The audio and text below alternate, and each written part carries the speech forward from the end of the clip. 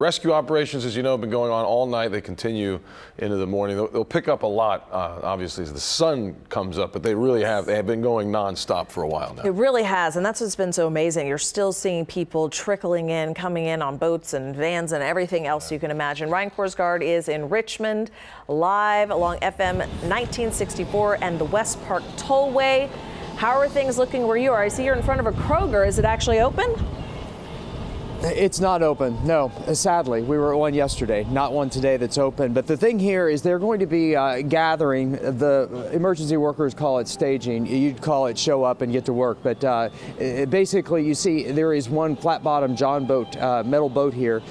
So important because it has a flat bottom. It's easier to get around in these flooded neighborhoods than, say, like a deep V, a fiberglass boat. So they're going to be gathering here in this Kroger neighborhood. I'm going to move back under this canopy to get out of the rain because I know the rest of the day is going to be very wet.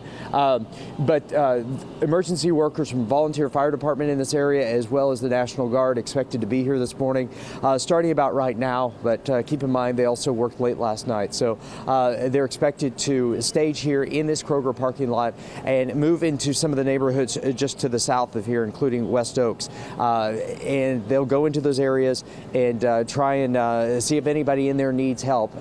As we saw last night, that was the case here in the neighborhood in this area. They needed help. In fact, we just took a short drive down just a little bit on 1964 here in the Richmond area, and we could easily look into some of those neighborhoods and see there's a lot of water back in there. So those boats will be gathering here, the workers will be gathering here, and they'll be heading back out. Again, they're expected here. I'm going to move out of this rain. I have the option right now, but they're expected here any moment to gather and head out once again for another day of rescues. It's pretty amazing. We're on day 3 now of this, a full day 3, that we're still going into homes, still rescuing people.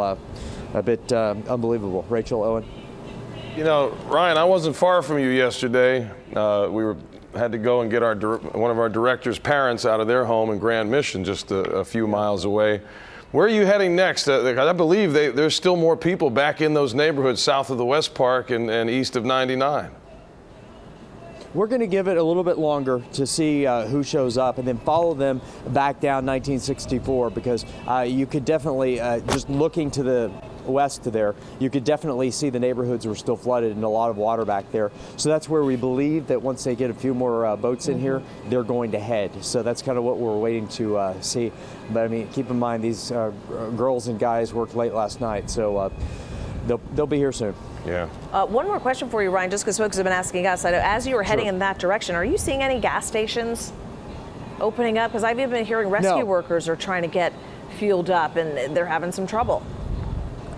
Yeah, and I'll show you. So many of them are turned off altogether before this. Even the self-serve ones. And I noticed the same thing over here. If you look, the propane either sold out or was taken out before they shut the station down. But no, I have not seen any. I did see a couple, and you know this, Rachel. They're off of the Southwest Freeway near BeachNet because we filled up our cars. But I have not seen many open. We did see a few kind of sprinkled here and there yesterday.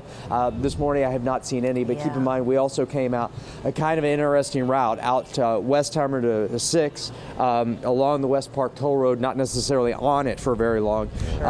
So no, I haven't, but we'll keep looking. Well, you do it. It's like a treasure hunt out there trying to find one sometimes. I mean, and maybe today if the rain's lightening up a little bit, it may bring some folks out to maybe try to open their stores and open up the pumps. Maybe with the light of day that'll help a little bit. But just getting around town, there is no normal route to somewhere. It's not. There's no easy, regular way to get anywhere. Along the way, unfortunately, unpleasant surprises along the way. Yeah, in fact, Sophia Beausoleil sent us very specific instructions on how to get here. She's very good at that. The detailed emails. Yes, she is. Very detailed. And I'm glad she did because my photographer and I were thinking, oh, we could probably go out, Westpark Tollway, no problem. And then given the instructions she told us, we were able to look over and see road closure after road closure. And one thing I also noticed yesterday and was interesting, one pump might work, but the next one might not. One would say they were out of gas, and then the next one, apparently they pull from different tanks. So that's something to be careful of. Also something you need to be careful of, especially, and I was thinking this the other day, over off of 45 south, there were some of those convenience stores that were submerged, and their gas pumps were sitting under several feet of water. Oh, wow. You've got to be careful of that. Look, I grew up in that. I grew up pumping gas for a living, and that's one thing we had to be really careful of, to make sure those underground tanks were sealed, so water wouldn't get in and gas wouldn't come out. So you've really got to be careful of that. The gas you're putting in your car, you don't want another problem, get stranded, not because of the high water, but water and gas. So you've got to be careful of that too. Oh, the residual effects of that is something I think a lot of people aren't considering, because I mean, you wouldn't know if you were in your house for 3 days and you came out, you wouldn't know that your regular gas station had been underwater, and if that were a problem at all, somebody's going to have to go around and check those. Yeah, for sure. They are, and I'm not the consumer expert on the morning show, but since Amy's not here this morning, I will remind you, we saw literally thousands of new cars in the last couple of days in some of these car lots underwater. And I talked to a mechanic who stopped along the road and was just kind of mesmerized by the water. And he told me something interesting, and he said this is in his industry. He said if you have water that's up into the ashtray, as a general rule, this is according to this one mechanic, he says as a general rule, that totals the car. He said in a lot of cases, if you just barely are in the water, they're able to drain the fluids, your car hopefully will be okay. But he said generally, again, somebody will dispute that, but that's what this one man said. And either way, there's going to be good deals on used cars coming up here. Ooh, be careful. Be careful. Really. Mr. Korsgaard, we appreciate your time, sir. At least you got a little bit of cover temporarily underneath that overhang. It's a good place to wait. You've got to enjoy this while it lasts. Yeah. You really do. I know. Any chance you've gotten to dry out, I'm sure, is welcome. So. Well, once the sun comes up, they're going to get busy. They sure It's are. going to get crazy again. It is. It is. It's going to. And Britta's going to bring us the sun. That's what I'm saying. Oh my gosh, wouldn't that be something? Bring it on. Yeah. Yes, please. Thank you, sir. All right, Ryan. We'll see you in a bit. Good.